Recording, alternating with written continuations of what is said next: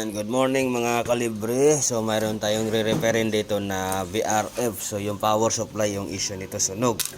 So ayan no. So tinanggal natin to ang chopper transformer. So okay to.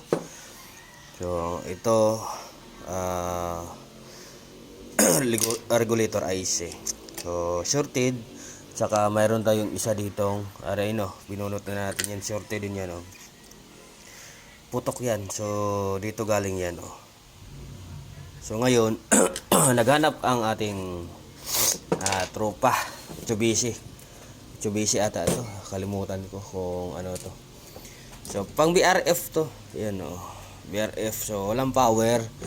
So madali lang ito i-convert mga kalibre. Ko-convert natin to. So subukan natin i-convert. So kasi naghanap silang board na ganito, wala silang makukuha. Walang makuha sila nito. So may makuha man siguro pero sobrang mahal. So ito, i-repairin natin to. So kailangan lang natin mapapower. So yan, na-try ko na to.